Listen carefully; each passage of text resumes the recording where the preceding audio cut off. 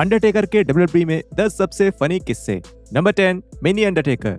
जब 2004 में अंडरटेकर अपने डेडमैन पर्सोना में वापस आ गए तो उस किरदार के किसी भी फनी एलिमेंट को खत्म कर दिया गया, लेकिन फिर भी एक ऐसा सेगमेंट था जो थोड़ा फनी था और जिससे अंडरटेकर की डेडमैन वाली पर्सनैलिटी पर असर पड़ सकता था। जेबीएल के साथ अंडरटेकर के टाइटल फ्यूड के दौरान जेबीएल ने अंडरटेकर को चुनौती दी, जिसके बाद अंडरटेकर का एक मिनी वर्जन बाहर आया। ये मजेदार सेगमेंट सीरियस बन गया जब वहां असली अंडरटेकर आ गए। इस सेगमेंट में अंडरटेकर के मिनी वर्जन ने असली अंडरटेकर के साथ ही उनका सिग्नेचर पोज भी किया था, जिसके बाद अंडरटेकर ने मिनी अंडरटेकर को एक चोक स्लैम दे दिया। उस समय अंडरटेकर के कुछ फैंस ने ऑनलाइन इस सेगमेंट की निंदा करी थी, क्योंकि उनका मानना था कि अंडरटेकर के इस वर्जन का किसी भी तरह से मजाक बनाना उनकी बेइज्जती थी। लेकिन कुछ फैंस ऐसे भी थे जो इस सेगमेंट को बस एक मजाक की तरह ही मानते थे, जिससे किसी का नुकसान नहीं हुआ। Number 9, how was your week. 2002 के नो मर्सी पेपर व्यू की शुरुआत बिल्कुल ठंडी रही। इस ओपनिंग के दौरान अंडरटेकर लॉकर रूम में बैठकर ब्रॉक लेसनर के साथ अपने हेल इन अ सेल शोडाउन के लिए तैयार हो रहे थे और तभी उनके सौतेले भाई केन वहां आकर उनके पास बैठ गए और उनसे पूछा, How was your week? इस बात पर अंडरटेकर ने कुछ अजीब सा मुंह बनाया और वहां मौजूद फैंस हंसने लगे। द ब्रदर्स ऑफ डिस्ट्रक्शन के दोनों ही मेंबर्स पिछले 7 दिनों से बहुत परेशान थे और इसलिए केन का वो सवाल जायज था और इन दोनों सीरियस किरदारों को इस तरह बातचीत करते देखना भी बहुत अजीब था। Number 8, buckle up Teddy. साल 2009 के ब्रेकिंग पॉइंट पेपर व्यू के दौरान डब्ल्यूडब्ल्यूई ने 1997 के मॉन्ट्रियल स्क्रू जॉब की नकल करने की कोशिश करी थी।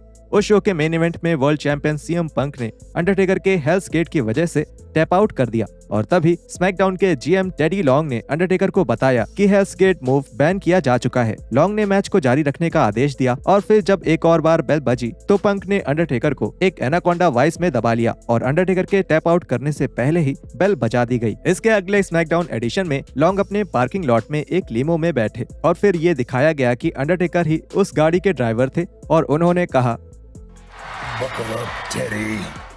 जो स्मैकडाउन के इतिहास के सबसे फनी मोमेंट्स में से एक था। ये तो नहीं पता कि ये सेगमेंट फनी होना चाहिए था या नहीं, लेकिन लॉन्ग ने एक अजीब और फनी रिएक्शन जरूर दिया था और बकल अप टेडी सेगमेंट का इस्तेमाल आज भी कई मेम्स में किया जाता है।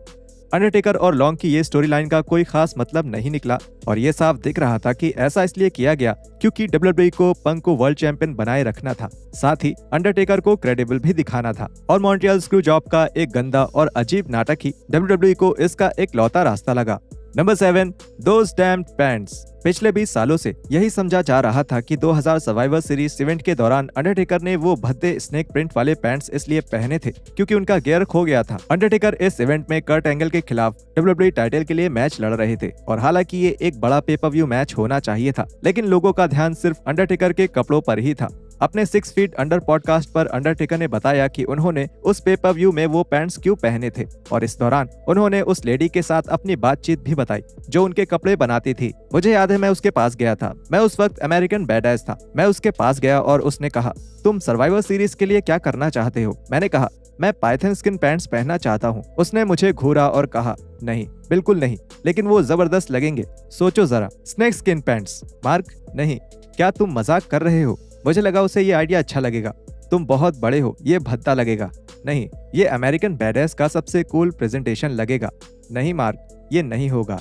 उसने मुझे वो पैंट्स नहीं पहनने के लिए बहुत समझाया और मैं नहीं माना और फिर वो दिन आ ही गया। मेरे पास कोई और बैकअप नहीं था।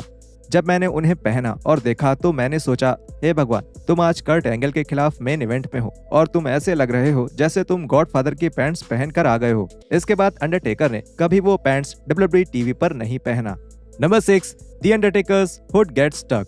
हर फनी मूवमेंट सिर्फ रेसलर्स की गलती से नहीं होता और ऐसा ही हुआ जब 2012 में अंडरटेकर रॉ स्पेशल 1000 शो में नजर आए।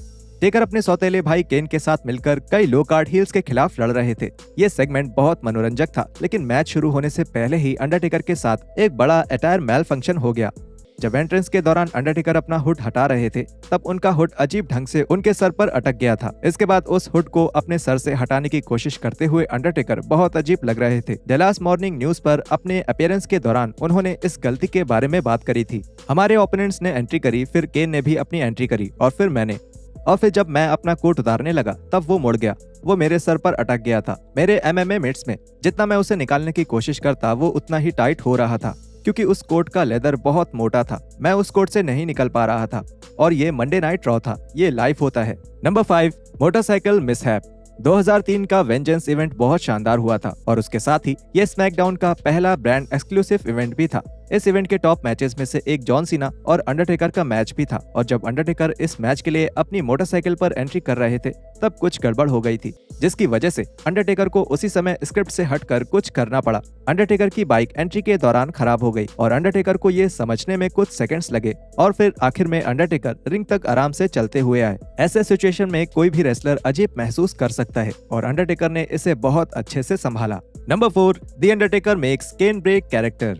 नवंबर 2006 में स्मैकडाउन के दौरान द ब्रदर्स ऑफ डिस्ट्रक्शन का सामना MVP और मिस्टर कैनेडी की जोड़ी से हुआ था। मैच के दौरान एक जगह पर अंडरटेकर कैनेडी को अपने ट्रेडमार्क मूव बिग बूट के बाद स्नेक आइज देना चाहते थे, लेकिन इससे पहले कि वो अपना ये स्पॉट खत्म कर पाते केन रिंग में आ गए और उन्होंने ही बिग बूट मूव का इस्तेमाल कर दिया। इसके बाद अंडरटेकर ने केन से पूछा कि उनकी क्या दिक्कत है और इस दौरान अंडरटेकर के एक्सप्रेशंस इतने फनी थे कि केन को मैच के बीच में ही हंसी आ गई। यहाँ तक कि कमेंट्री कर रहे माइकल कोल और जेबेल को भी ये देखकर बहुत हंसी आई और वो अपनी हंसी रोकने की पूरी कोशिश कर रहे थे। जेबेल ने स्पॉट के लिए ये दावा किया कि दोनों ही रेसलर्स एक दूसरे से बेहतर करने की कोशिश कर रहे थे।